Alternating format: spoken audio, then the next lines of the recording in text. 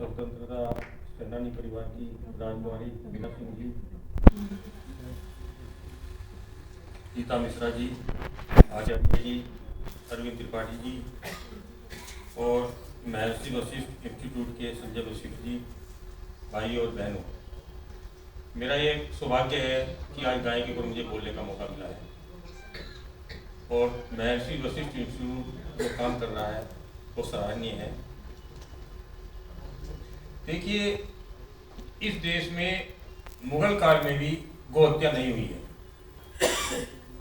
खुद सम्राट बहादुर शाह जफर ने हाथी पर बैठकर ऐलान करवाया था कि जो भी गौ हत्या करेगा उसका सर कलम कर दिया जाएगा। और यही कारण है कि फतेह सिंह परिवार की राजकुमारी जो वीना सिंह जी, इनके परिवार ने जो बलिदान दिया है वो बलिदान भी गाय के लिए था, क्योंकि गाय के कारतूसों पर गाय की चर्बी, सूअर की चर्बी लगाकर सैनिकों को मुंह से कुतरने का अंग्रेजों ने घिनौना आदेश दिया था।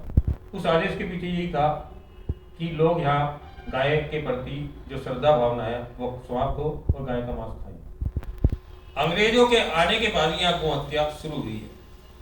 तो मुझे दुख के साथ कहना पड़ रहा है कि उन्हीं अंग्रेजों के वंशज हमारे सर्वोच्च न्यायालय में उसी परंपरा में बैठे हुए हैं, एक के बाद एक करके वो जज आते हैं जो अंग्रेजों के समय में जज थे। और दिल्ली में जो गाय का एक बहुत बड़ा विनाश हुआ है, एक स्वतंत्र कुमार नाम के सुप्रीम कोर्ट के जज थे, उनके वो हाई कोर्ट के जज थे, तो उन्होंने प्रशांत भूषण नाम का एक वकील था, उसकी याचिका के ऊपर दिल्ली में गाय के ऊपर पाबंदी लगाई। गाय आवारा पशु है और जिन गाय के लिए हम पहली रोटी निकालते हैं, हम लोग तरस गए कि गाय की पहली रोटी कहाँ डालें। तीज त्योहार आते थे, उसमें गाय के लिए हलवा पूरी निकाली जाती थी, गाय देखने में भी नजर नहीं आती।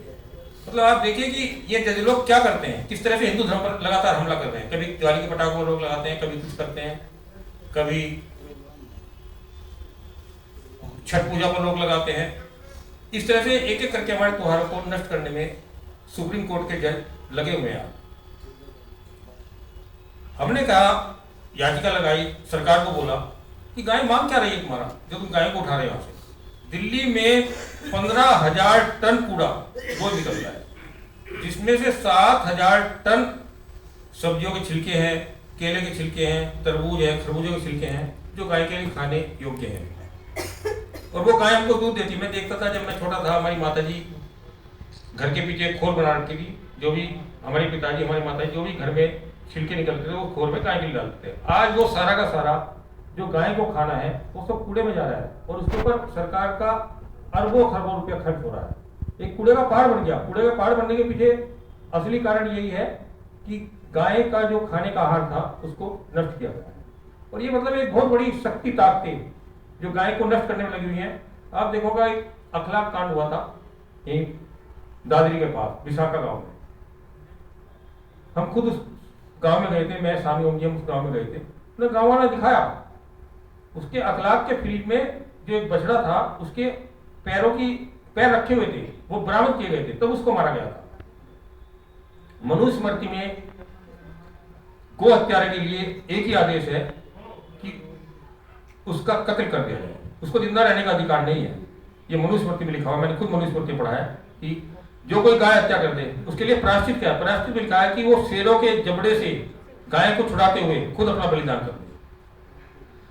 मतलब हमारा जो संस्कृति है, हमारी सभ्यता है, वो बड़ी महत्वपूर्ण है और उसमें गाय का के लिए मैनेजमेंट खुद पर खुद है। हम जितने भी घर से पहली रोटी गाय के लिए निकलेगी, जो भी छिलके हैं, जो भी कुछ सब्जियों के छिलके निकलते हैं वो गाय को हम डालते हैं। और गाय सबसे समझदार प्राणी है, वो इधर उधर घूमेगा, चरेगा, खाएगा और शाम को घर वापस लौट जाएगा। किंतु एक षड्यंत्र के तहत गाय को नष्ट किया जा रहा है, गाय को हानि पहुंचाई जा रही है। और हमारी जो दारा सेना बनी है, जिसका मैं अध्यक्ष हूँ, वो उस दारा सिंह के नाम पर बनी हुई है, जिसने ग्राहम स्टैम्प नाम के पादरी को इसलिए मारा था क्योंकि वो उस स्थान पर गाय का बछड़ा काट रहा था। उन्होंने गाय के लिए बहुत बड़ा बलिदान किया। मैं एक छोटी घटना सुनाता हूँ आधा मिनट में ही, कि वो सुंदरकांड का पाठ कर रहे थे। अचानक उस मयूरभंज और क्योंझर के इलाके में थे, गाय पश्चिम बंगाल जाते थे, उड़ीसा के इलाके में। तो एक बच्चा दौड़ते दौड़ते आया, दारा भाई, बोले क्या हुआ? देखो, एक गाय चलने में असमर्थ थी, तो कसाईयों ने उसकी पूंछ हटाकर उसके पीछे आग लगाई और उसके बाद वो उसको पीछे से नोचता हाथ से और गाय भागती थी। मतलब इस तरह के अत्याचार गाय के ऊपर किए जा रहे हैं। समय की कमी है, मैं ज़्यादा नहीं बोलूँगा, किंतु मैं यही कह रहा हूँ कि हम लोगों को गाय की रक्षा करनी है। गाय हमारी माता है और इससे बड़ी कोई बात नहीं।